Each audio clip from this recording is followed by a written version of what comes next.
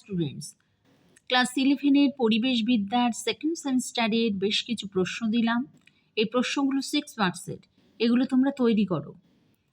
আচ্ছা, এক্ষেত্রে বলি যে তোমাদের পরিবেশবিদ্যাতে দুটো চ্যাপ্টার আছে ক্লাস 11-এর সেকেন্ড সেমিস্টারে। একটা হচ্ছে সুস্থায়ী উন্নয়ন ও কৃষি, আর একটা হচ্ছে শক্তি। এই দুটো চ্যাপ্টারের মধ্যে থেকে বেশ কিছু প্রশ্ন দিলাম, ইম্পর্ট্যান্ট প্রশ্ন। সেগুলোকে তোমরা আজ থেকেই তৈরি করতে থাকো। এটা হচ্ছে 6 মার্কসের প্রশ্ন। তো প্রশ্নগুলো দিয়েছি, যে প্রথম প্রশ্ন দিয়েছি সুস্থায়ী উন্নয়ন কাকে বলে, এর 4টে বৈশিষ্ট্য লেখো। এগুলো কিন্তু 6 মার্কসের। নেক্সট দিয়েছি সুস্থায়ী উন্নয়নের লক্ষ্যগুলো আলোচনা করো। এক্ষেত্রে বলি যে লক্ষ্যগুলো পড়বে, গৃহীত 3টে নীতি পড়বে, 6 মার্কসে আসতে পারে, আর গৃহীত পদক্ষেপগুলো কী কী সেটাও কিন্তু তোমরা পড়বে। নেক্সট দিয়েছি সুস্থায়ী উন্নয়নের প্রধান বাধাগুলি আলোচনা করো। আচ্ছা, অর হিসেবে প্রতিবন্ধকতা, আর এক্ষেত্রে কিন্তু সমস্যা সমাধানটাও পড়বে। আর এজেন্ডা 21-এর এই যে গৃহীত নীতিগুলো, এগুলো একটু পড়ো। আর এটা টিকা হিসাবেও হতে পারে যে এজেন্ডা 21-এর টিকা লেখো। নেক্সট, সুস্থায়ী উন্নয়নে সরকারি ক্ষেত্রে ভূমিকা সংক্ষেপে আলোচনা করো। এটা মোস্ট ইম্পর্টেন্ট প্রশ্ন।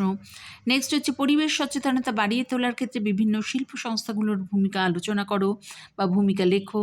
এটা ইম্পর্টেন্ট প্রশ্ন। নেক্সট, জীবনযাত্রার মান উন্নয়নে স্থিতিশীল উন্নয়নের সীমাবদ্ধতা বা প্রতিবন্ধকতাগুলো কী কী, প্রশ্নটা তৈরি করবে। নেক্সট হচ্ছে একটা সাম্রাজ্যের স্থায়িত্ব নির্ভর করে পরিবেশের সুস্থিতির ওপর, ব্যাখ্যা করো। এটাও কিন্তু মোস্ট ইম্পর্টেন্ট প্রশ্ন। নেক্সট, মিশ্র চাষ, শস্যের আবর্তন এবং কৃষিবন এর ভূমিকা সংক্ষেপে লেখো। নেক্সট, ভারতের জাতীয় স্তরে সুস্থায়ী কৃষির উন্নতিকল্পে গৃহীত পরিকল্পনা সম্পর্কে লেখো। নেক্সট, কৃষিতে সবুজ বিপ্লবের সুফল ও কুফলগুলি লেখো। আচ্ছা, নেক্সট যে ফসল উৎপাদনে মাটির গুরুত্ব লেখো। এটা কিন্তু মোস্ট ইম্পর্টেন্ট প্রশ্ন। নেক্সট, সুস্থায়ী কৃষি ব্যবস্থাপনায় জৈব সারের গুরুত্ব আলোচনা করো। এটাও কিন্তু মোস্ট ইম্পর্টেন্ট কোশ্চেন। নেক্সট হচ্ছে সুস্থায়ী কৃষিতে মাইক্রোরাইজারের ভূমিকা আর গুরুত্ব লেখো। এটাও কিন্তু মোস্ট ইম্পর্টেন্ট প্রশ্ন। নেক্সট হচ্ছে বায়োফার্টিলাইজার হিসাবে বিভিন্ন প্রকার ব্যাকটেরিয়ার ভূমিকা লেখো। নেক্সট, পরিবেশের ওপর কৃষিজ রাসায়নিকের প্রভাব সংক্ষেপে লেখো। তো এইগুলো দিলাম ফার্স্ট চ্যাপ্টারের কোশ্চেন, অর্থাৎ সুস্থায়ী উন্নয়ন ও কৃষি। সেকেন্ড চ্যাপ্টার অর্থাৎ শক্তি, এই চ্যাপ্টার দিয়েছি। প্রথম প্রশ্ন শক্তি কী, এর শ্রেণীবিভাগ লেখো। এটা একটু পড়লে তোমরা ভালো বুঝতে পারবে। নেক্সট হচ্ছে যে ভারতবর্ষের বর্তমান শক্তি পরিস্থিতির উপর সংক্ষেপে লেখো। নেক্সট, ভারতবর্ষের অচিরাচরিত শক্তি বর্তমান অবস্থা ও ভবিষ্যৎ সম্ভাবনা সম্বন্ধে আলোচনা করো। এর ক্ষেত্রে বলি যে তোমরা অপ্রচলিত শক্তি সম্বন্ধে লেখো।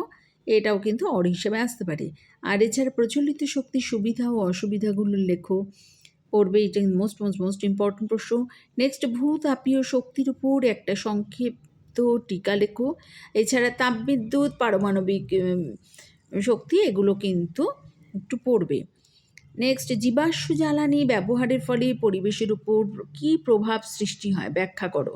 এটা কিন্তু মোস্ট ইম্পর্টেন্ট প্রশ্ন। নেক্সট, শক্তি সংকটের সমাধানে গৃহীত 6টি ব্যবস্থা লেখো।